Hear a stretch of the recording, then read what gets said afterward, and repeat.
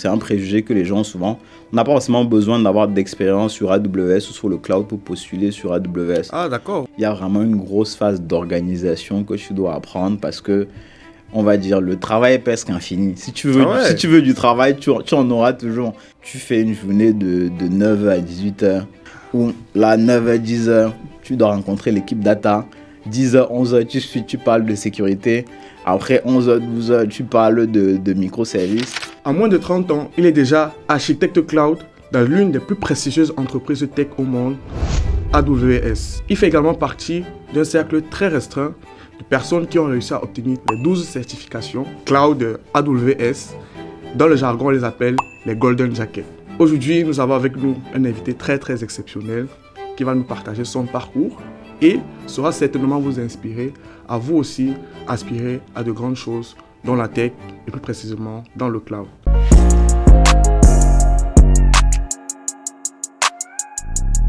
Bonjour à tous et bienvenue sur Au-delà des frontières, le canal d'expression privilégié de la diaspora. Sur cette chaîne, nous donnons la possibilité à différentes personnes de la diaspora afin de présenter leur expérience et pouvoir nous enrichir mutuellement, car nous sommes convaincus que l'information est la clé de toute évolution. Donc, si le contenu que nous faisons vous intéresse, n'hésitez pas à vous abonner, à commenter et à partager nos vidéos pour que nous puissions grandir tous ensemble. Alors, bienvenue Joël. Merci beaucoup. Sur le plateau d'Au-delà des frontières, c'est vraiment un honneur pour nous de te recevoir. Le plaisir est pour moi en tout cas. Voilà. Et bon, j'espère que nous allons passer un très bon moment, un très bon échange. Je vais essayer.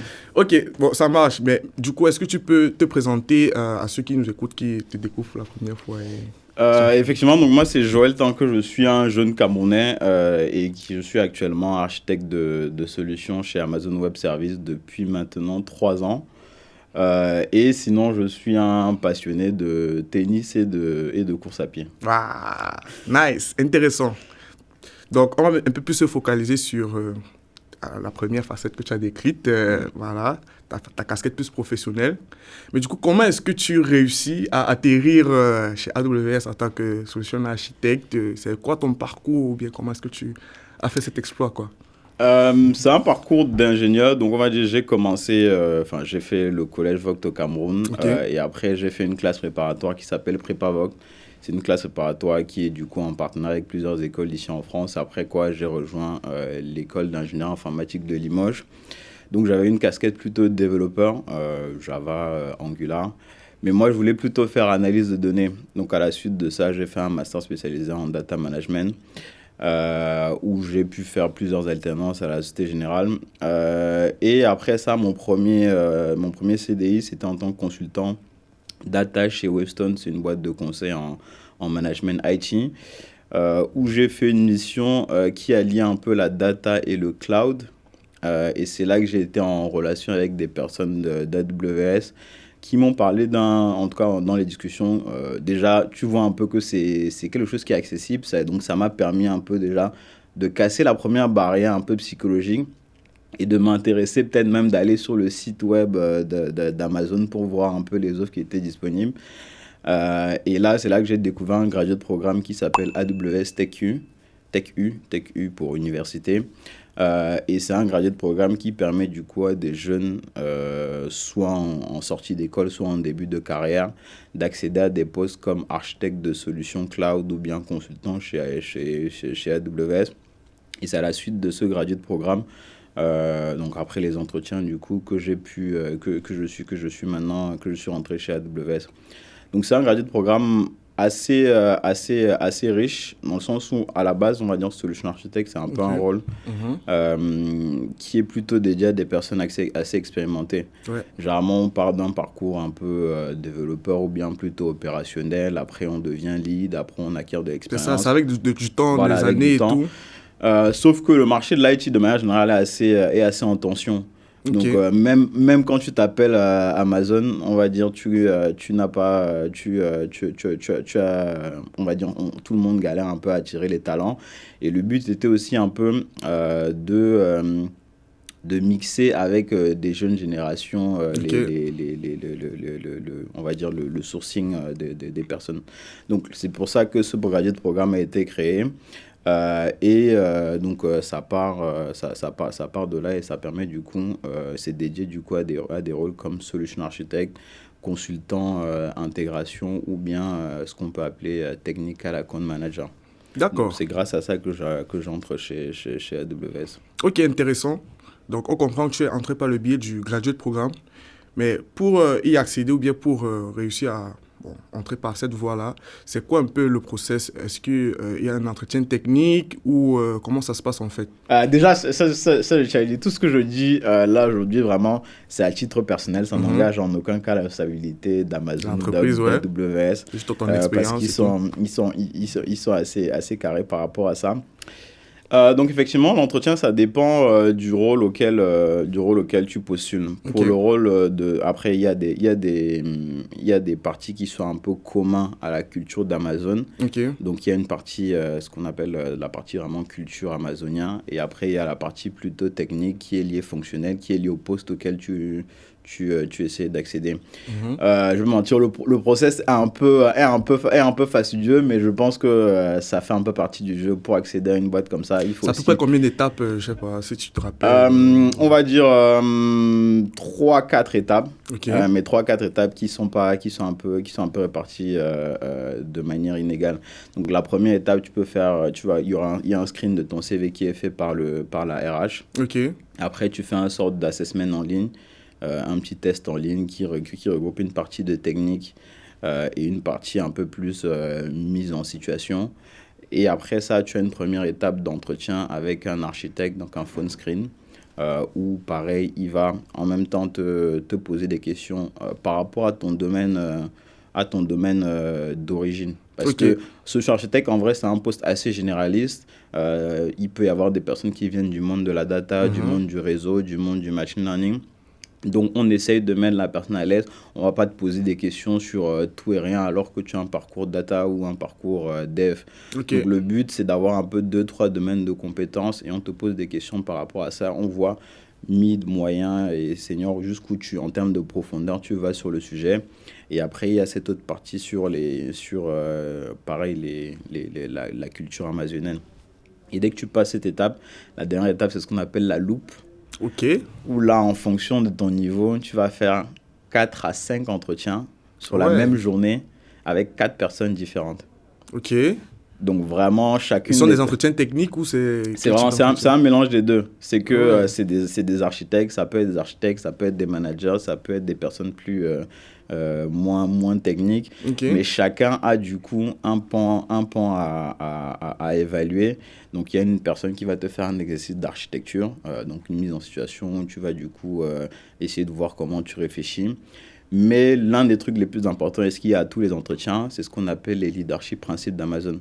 C'est très intéressant à découvrir, même pour le monde professionnel de manière générale. ok. Mais c'est comme un peu les 16 commandements de l'Amazonien. Et quand on te recrute, on veut savoir si dans tes expériences précédentes, tu personnifies déjà un peu ça et tu as déjà eu à démontrer des capacités dans ce sens. Donc quand je dis comme ça a l'air compliqué, mais en vrai, c'est des règles un peu simples. Par exemple, la première règle, c'est Customer Obsession, donc l'obsession pour le client. Ok, Donc on va par exemple te poser une question. Raconte-moi une fois où un client n'a pas été content de quelque chose que tu as délivré ok. et comment tu as réagi derrière. Donc, c'est des questions vraiment simples qui, normalement, font partie des choses qu'on fait Du au quotidien, jour ouais. le jour. Mais après, la vraie réponse, c'est vraiment savoir comment tu as réagi, quels sont les mécanismes que tu mets en place et aussi la manière dont tu Tu réponds. présentes aussi Parce que l'expérience aussi. généralement, on met en avant ce qu'on appelle la méthode STAR, c'est-à-dire Mhm. Situation, Task, Action et Result. Le but, c'est vraiment qu'on voit comment tu structures. Parce que le métier de solution architecte, c'est aussi un rôle où tu vas devoir être à l'aise à l'oral, présenter des choses à des personnes techniques ou moins techniques. C'est aussi ça qu'on met en avant lorsqu'on fait des entretiens. Donc, il y a cette partie technique et il y a cette partie leadership principe. Et après, chacune des personnes évalue peut-être 2 ou 3 leadership principes et ou une partie technique. Et après, chacun doit voter de manière presque anonyme. Et Ah après, ouais. il se concerte un peu pour décider et pour voir est-ce que tu mérites pas, est-ce que tu as le niveau ou pas. Mais franchement, je vous encourage à regarder. Le process d'Amazon de manière générale est assez particulier. Il est beaucoup documenté en ligne parce que ils ont vraiment construit toute une culture autour de ça. Et même personnellement, quand tu te prépares à cet entretien, tu apprends beaucoup sur toi-même et tu évolues par rapport à la manière dont tu te présentes et les expériences que tu peux mettre en avant ou pas. Ok.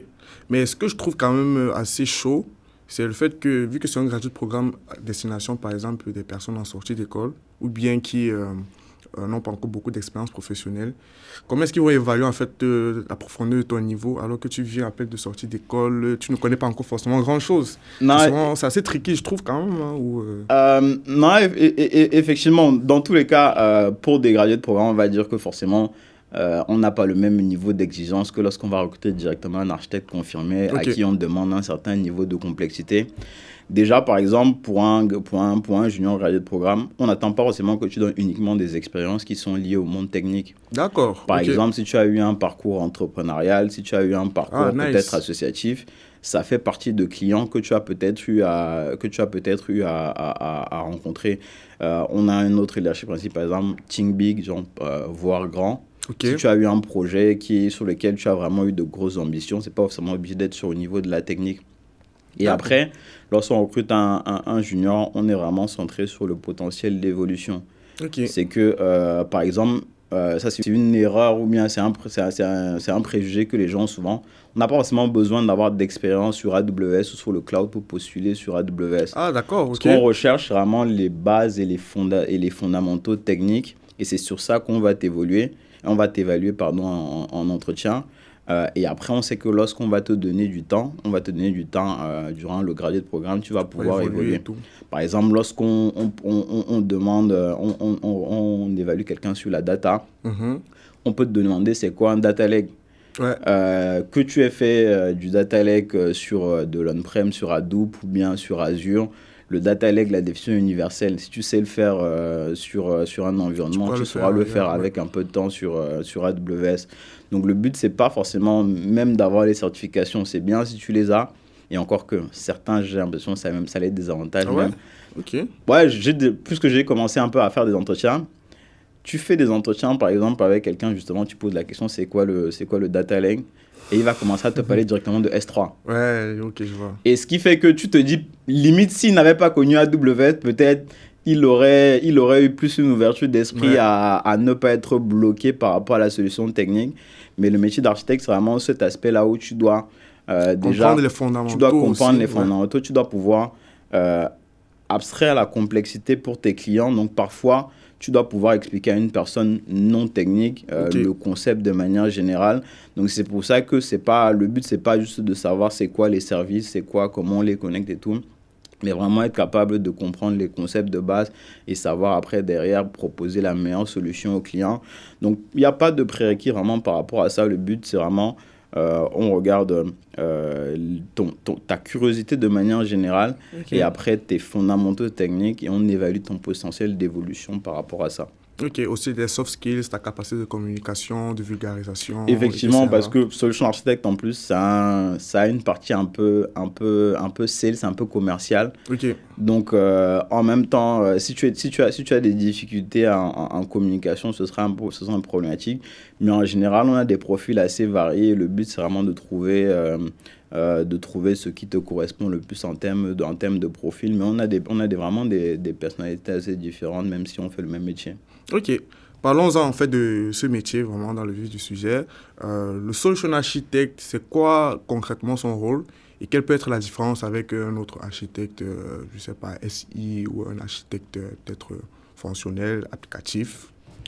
Concrètement, ça peut varier un peu d'une boîte à l'autre, mais en général, un solution architect, c'est quelqu'un qui, par rapport à un produit, travaille avec un client pour transformer ses besoins métiers en une solution technique qu'il va implémenter avec ce produit-là. Donc là, par rapport à AWS, c'est vraiment travailler avec les clients parce qu'on a différents types de clients, donc des clients qui peuvent être en phase de migration, des clients qui peuvent être en phase de modernisation, ou bien des clients qui débutent sur le cloud. C'est vraiment travailler avec eux pour dire qu'est-ce que tu veux faire et leur dire voici la meilleure manière de le faire sur AWS ou avec le réseau partenaire de manière générale. Donc, une entreprise vient, j'ai mon application bancaire, par exemple, qui est actuellement là, comme ça. Quelle est la meilleure manière de le faire sur AWS de manière sécurisée, de manière scalable et tout en respectant toutes les politiques de sécurité auxquelles je suis contraint. Donc, c'est vraiment un métier assez généraliste où tu as un peu le premier point d'entrée du client, que ce soit des problématiques de réseau, de data, de sécurité, faut tout maîtriser en fait. Pas tout maîtriser, mais tu dois avoir un niveau de base pour tenir la conversation et comprendre le besoin pour peut-être mieux l'exprimer en interne. Par exemple, si c'est plus complexe pour toi, après, il y a des spécialistes auxquels tu peux faire appel qui, eux, vont pouvoir entrer dans les détails.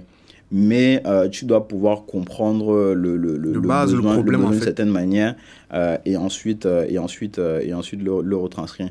Donc, au quotidien, tu es amené à interagir avec des responsables sécurité, avec des patrons de la data, avec des personnes plutôt côté infrastructure.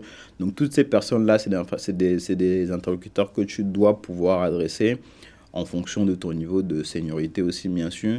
Mais un solution architecte, de manière générale, doit être à l'aise à parler d'un peu tout.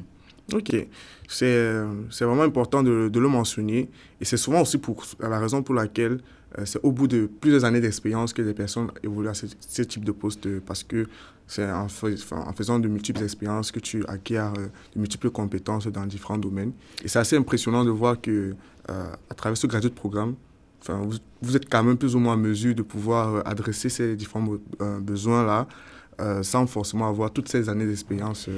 Non, effectivement, c'est important que tu parles du graduate programme parce que c'est vraiment je vais dire, une formation en plus auquel vraiment on te modèle par rapport pour te préparer à ce que tu auras à faire plus tard. C'est vraiment un programme sur lequel, lorsque tu es recruté, tu commences par 6 mois de formation. Ah ouais, donc c'est encore l'école.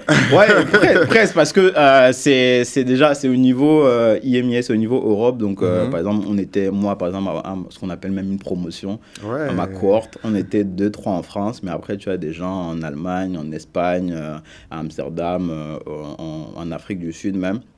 Et du coup, là, vous êtes réunis. Bon, là, c'est en ligne. Mais il y a 4-5 ans avant le Covid, on vous réunissait tous à Madrid, par exemple. Ouais. Donc, malheureusement, le COVID a pu gâter. Mais oui, donc là, déjà, tu as vraiment un peu cet esprit même de promotion et de corps. Et du coup, les 6 premiers mois, vous commencez en sprint. C'est-à-dire, chaque sprint de 2 semaines, vous abordez un sujet différent sur lequel vous avez un ensemble de modules de formation. Bon, on essaie de ne pas faire des cours, mais du coup, c'est des modules sous lesquels tu te formes en autonomie. Et après, vous avez des séances où vous pouvez poser des questions. Vous avez une partie de lab où vous allez pouvoir pratiquer. Et après, vous avez peut-être des mini-projets et aussi des mise en situation client. C'est-à-dire que, par exemple, tu as un architecte senior qui va jouer le rôle d'un faux client. Et après, toi, du coup, tu dois défendre la solution et tu dois un peu t'adapter aux différentes contraintes qu'il va te donner. Donc, c'est vraiment des modules comme ça, donc de sprint de 2 semaines. Vous commencez par du réseau. Après, 2 semaines après, déploiement d'applications. 2 semaines après, data, machine learning, microservices, migration. Donc, c'est vraiment, comme je te dis, tu dois pouvoir avoir au moins un niveau de base sur tous ces différents sujets. Et ce programme te permet quand même de te donner du temps pour approfondir et pouvoir avoir ces discussions-là. Et à la fin des 6 mois, là, vous prenez, par exemple, un problème réel. Donc, ça peut être un problème. Parfois, on travaille avec des ONG. Parfois, ça vient de problèmes que vous-même, vous proposez. Et en équipe de 3-4, vous partez du problème réel, vous concevez une solution, vous la réalisez sur AWS, un MVP. et après vous le pitchez devant des Amazoniens seniors. Et c'est un peu comme ça, et c'est là que ça termine la première partie du graduate programme. Ouais. Parce que là, c'est juste la partie un peu... Bon, c'est limite, ça reste quand même... Il y a beaucoup d'éléments très pratiques, mais ça reste quand même assez théorique. Okay. La deuxième partie, maintenant, tu rejoins ton équipe de destination. Okay. Et là, maintenant, tu es dans une phase de mentoring et ce qu'on appelle du shadow. Donc, tu accompagnes un architecte senior dans sa vie de tous les jours, dans ses calls avec les clients. Donc, tu vois comment il interagit, tu vois comment il pose des questions, tu vois comment il propose des solutions, tu vois comment il fait un peu le suivi d'un projet, là, pendant une certaine période.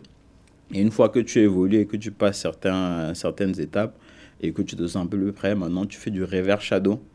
C'est-à-dire que maintenant, on te permet d'être le lead sur les échanges avec les clients, mais il est quand même là pour te garder en compétence et pour te rassurer aussi, pour aussi peut-être corriger des petits couacs et aussi même pour te sortir des situations peut-être qui sont compliquées et que tu n'as pas encore. Et après, vous débriefez et tu évolues comme ça. Donc, ça peut prendre 9 mois, si tu le fais un peu vite, ou bien jusqu'à 12 mois en fonction du rythme. Ah, le shadow?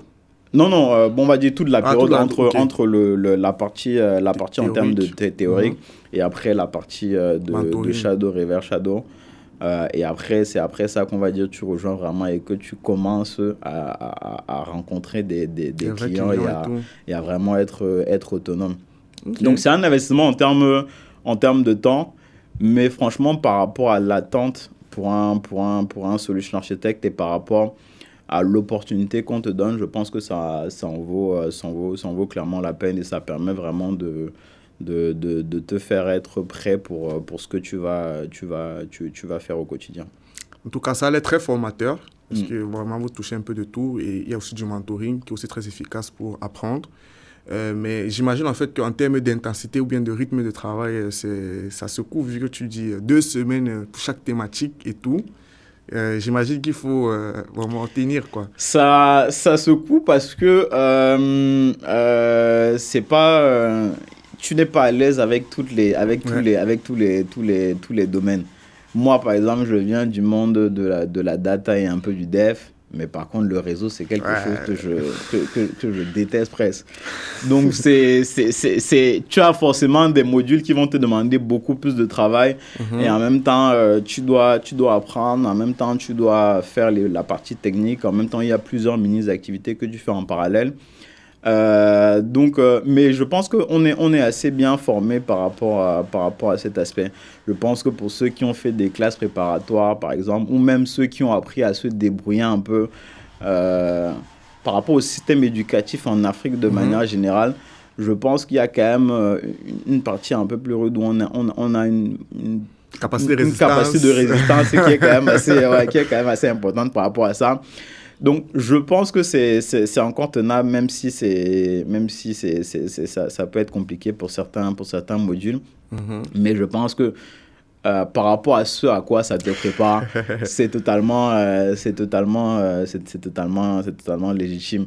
Parce qu'en plus, quand tu passes vraiment sur le métier de solution architecte, il y a vraiment une grosse phase d'organisation que tu dois apprendre parce que on va dire, le travail est presque infini. Si tu veux du travail, tu en auras toujours. C'est vraiment à toi de savoir comment je priorise, qu'est-ce qui est important pour moi par rapport à ce que j'ambitionne plus tard, ou bien par rapport à ma carrière, ou bien par rapport à ce que je veux faire qui m'intéresse, et ce qui va m'apporter de la valeur aussi personnelle et qui aura de l'impact par rapport à ce que je vise. C'est vraiment un métier où, hormis tes clients, vraiment, le champ des possibilités est trop large. Vu que tu es assez généraliste, tu auras toujours différentes initiatives sur lesquelles tu pourras participer. Ok. Mais ça veut dire que, si je comprends bien, même en termes de charge de travail, une fois que tu traverses ce programme-là, ça peut aussi être intense, en fait. Je comprends. Parce que c'est qu'il y a aussi une réputation selon laquelle les mecs de Amazon, vous ne dormez pas. Vous êtes tout le temps dans le boulot, vous n'avez plus de vie. Si je me vois quand même avec toi et si tu vois mes yeux, j'ai quand même bien dormi en général. Mais du coup, ouais, c'est de l'autodiscipline. Parce que, bon, pour revenir, par exemple, au métier de solution architecte, en fait, tu accompagnes des clients. Tu peux avoir quelques clients, 1 ou 2 clients, ou tu peux avoir des dizaines. Là, il faut le comprendre déjà, ça dépend. En même temps. Oui, en fait, ça dépend du type de client que tu adresses. Par exemple, si tu adresses un gros compte, une grande entreprise, une grosse multinationale, ça peut déjà te prendre 100% de ton temps, et il peut même avoir 2 architectes qui sont dédiés à un seul compte. Client, ouais. Mais par exemple, si tu adresses le segment des startups ou bien des PME, en général, eux, ils ont plutôt une dizaine de clients qui doivent adresser. Donc, c'est vraiment à toi, par rapport à cette organisation, de voir comment tu gères ton temps, de savoir à quel moment je dois donner plus de ma personne, mais également à savoir à quel moment tu dois déléguer.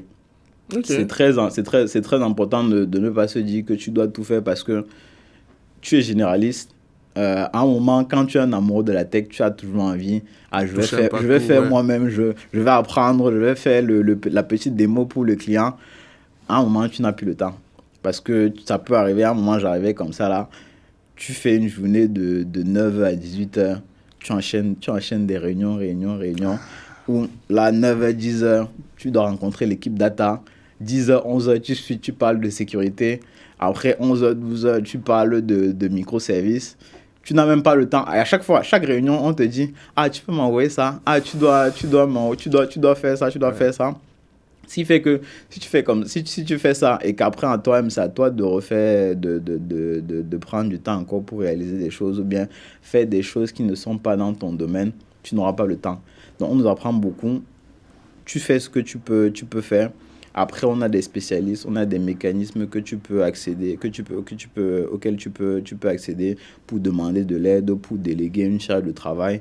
On a d'autres personnes dans l'équipe avec qui tu peux collaborer. Donc le but, c'est vraiment t'organiser, déléguer ce que tu peux ou ne peux pas faire et prioriser aussi en fonction de comment les demandes arrivent.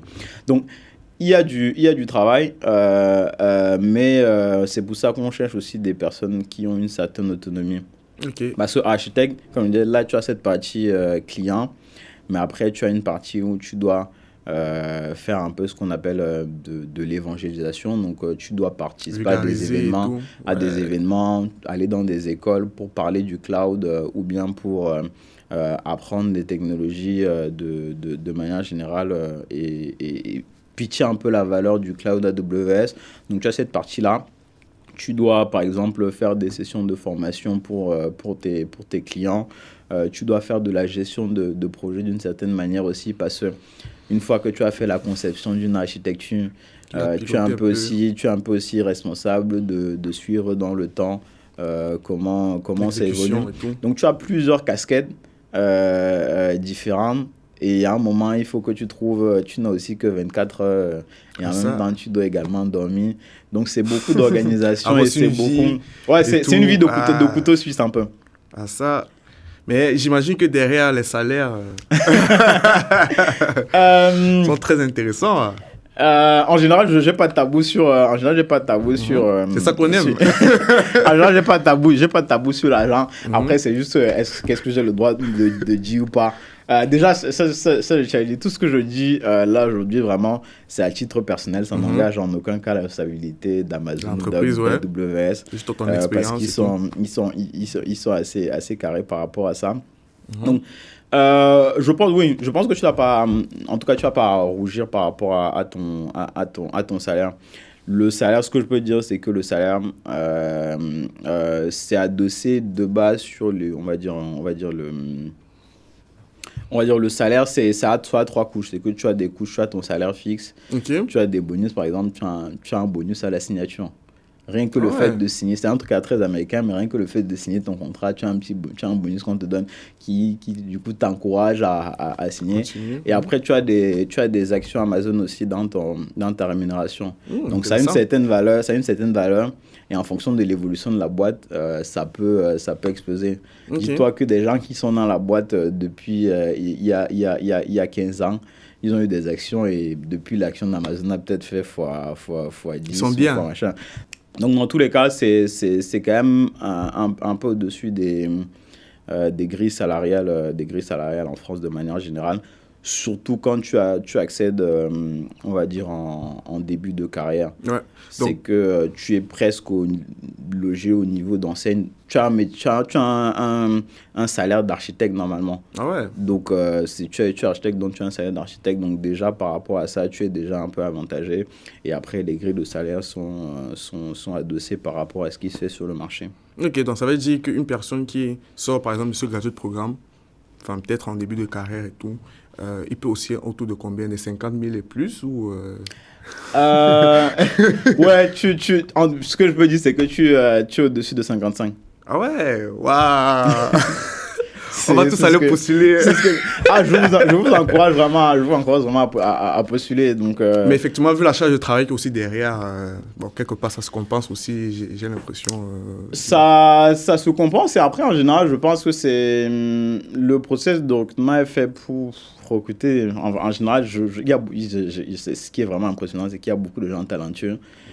Franchement, ça, c'est un truc qui m'impressionne tous les jours. Genre, quand tu collabores avec des gens, tu vois, c'est vraiment des gens, il y a vraiment des gens très bons.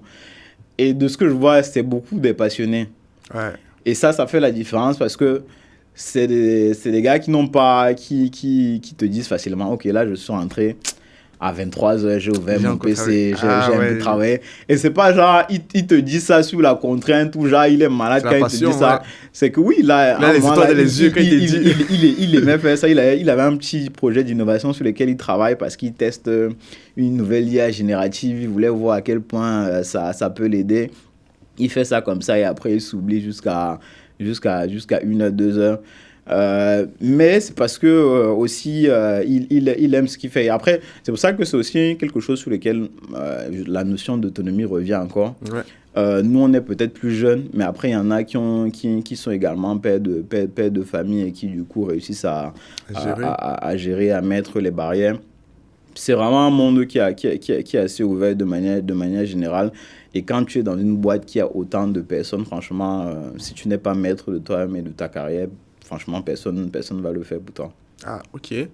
Et ça me permet d'enchaîner, vu que tu as dit que, ok, il y a des profils un peu plus jeunes, des profils un peu plus âgés. Mais lorsque tu sors, par exemple, sur graduate programme et que tu es jeune, est-ce que tu n'as pas forcément peut-être ce sentiment un peu de l'imposteur face à des clients ou du toi, par exemple, gérer des gros comptes? Tu es là, un petit jeune, je ne sais pas, 25 ans, 26 ans. Tu dis que je suis architecte. On s'attend à ce que l'architecte qui arrive, c'est un papa de 40 ans, mais on voit juste un jeune de... Est-ce que ce n'est pas... Enfin, ça n'arrive pas souvent de ressentir un peu ce syndrome de l'imposteur? Et comment est-ce que tu gères, par exemple, si tu as des choses à dire par rapport? J'ai fait une formation, c'était une formation sur la prise de parole en public. Et le formateur a commencé par une phrase qui m'a beaucoup marqué. C'était une citation, j'ai oublié le nom de la personne, mais qui a deux types de speakers. Mm-hmm. Les gens nerveux et les menteurs. C'est pour dire qu'il y a des trucs où, en fait, tu seras toujours nerveux. Et c'est même normal que tu sois nerveux parce que ça montre que tu as envie de bien faire. Et moi, je pense que c'est pareil avec le syndrome de l'imposteur. Je pense que c'est vraiment inhérent à presque tout le monde, à part vraiment quelques rares exceptions. Mm-hmm. Mais je pense qu'on l'a tous. J'ai encore vu, tu as même des gars seniors qui, avant de parler, tu les vois encore en train de réviser leur fax et tout là. Alors que tu te dis, mais lui, il fait ça depuis 10 ans, comment ça se fait et tout. Donc, moi, personnellement, je pense que le syndrome d'imposteur, ça, c'est vraiment un concept. Je pense que tout le monde l'a. C'est juste la manière de gérer qui est différente. Et pour répondre à ta question, moi, je pense que nous, on l'a encore, je l'ai même encore beaucoup plus parce que quand tu rentres là et qu'après, disons même que tu évolues et que tu deviens un architecte confirmé, les gens qui sont architectes confirmés et qu'on recrute directement à ce poste-là, en général, c'est des gens qui ont en moyenne 8 à 10 ans d'expérience. Wow. Et parfois plus. Ce qui fait que tu te retrouves dans un environnement où tu dois délivrer, on attend de toi une attente du même niveau que cela. Alors que eux, ils ont eu l'occasion de construire des choses, ils ont eu l'occasion d'apprendre en profondeur certaines technologies. Ils ont en plus même cette posture d'expérimenter où tu entres dans un meeting, tu vois quelqu'un et dit j'ai fait 10 ans chez Orange, c'est moi qui ai fait qui ai fait l'installation du réseau de machin de ta. Toi, quand tu arrives, tu dis moi je suis architecte chez AWS depuis 2-3 ans, tu n'as pas grand chose à mettre en avant derrière, donc c'est vraiment ce que tu vas dire qui détermine est-ce qu'on va te faire confiance ou pas. Donc pour revenir à comment ça se gère, moi je pense que c'est même normal, il faut apprendre à vivre avec ça. Et moi comment je le vis, c'est vraiment essayer de préparer tous mes meetings.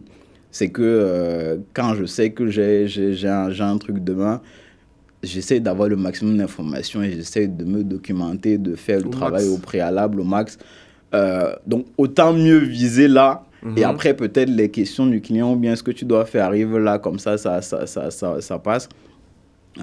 Et après, tu essayes de t'adapter après, même s'il y a des éléments que tu n'avais pas. Donc, pour moi, c'est vraiment de la préparation en amont et être toujours...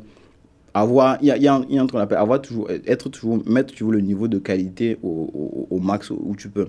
Vraiment, essayer de délivrer et de te préparer au maximum pour pouvoir assurer le job. Et après, derrière, comme on a dit, architecte aussi, c'est un métier généraliste. C'est que ce qui est bien quand même chez Amazon, c'est qu'on a la culture de tu dois pouvoir dire je ne sais pas. Ah, ok. Vraiment, c'est l'un des premiers trucs qu'on apprend quand tu rentres, c'est que tu es généraliste. AWS, aujourd'hui, c'est plus de 200 services. Chacun des services, tu pourrais passer 2 ans sur le service, rien que pour être spécialiste. Donc, personne ne connaît tout et tu dois conscientiser ça dès la première fois que tu arrives. Et même si tu arrives à avoir, comme je dis, toutes les certifications, tu as un peu un niveau sur tout, on fait là en décembre, on a notre événement Reinvent, on ressort 3 nouveaux services sur lesquels des mises à jour même. Des mises à jour, on ajoute des nouvelles fonctionnalités, ce qui fait que avant ça, c'était peut-être la meilleure manière de faire, mais maintenant avec cette nouvelle fonctionnalité, là, ton conseil n'est peut-être plus à jour. Donc, on nous conscientise vraiment, c'est OK, et je pense que quand tu as un environnement d'une entreprise sain, tu dois pouvoir dire, c'est pas grave de ne pas tout savoir et on est tous en période d'apprentissage. Donc, je pense de manière générale, il faut avoir ce truc-là de se dire, quand tu ne sais pas, dis je ne sais pas. Ce que nous, on nous apprend par contre, c'est quand tu as découvert que tu ne sais pas, pose plus de questions à la personne pour vraiment être sûr que tu as compris son besoin. Et après, il n'y a pas de souci. Tu dis, OK, je reviens vers vous. Tu vas voir un spécialiste, tu vas poser la question en interne. Et là, tu gagnes plus de confiance en la personne. C'est beaucoup plus fort de pouvoir dire je ne sais pas et après revenir avec la bonne réponse que de dire une fausse réponse, une connerie, excuse-moi. Et après, la personne se rend compte et là, tu perds en confiance. Donc, le plus important pour moi, c'est du coup, pour gérer ce syndrome de l'imposteur, c'est être conscient que c'est normal, ça fait baisser la pression, mettre toujours la barre d'exigence très haut et se préparer. Et après, avoir l'honnêteté de dire qu'on ne sait pas, qu'on ne sait pas.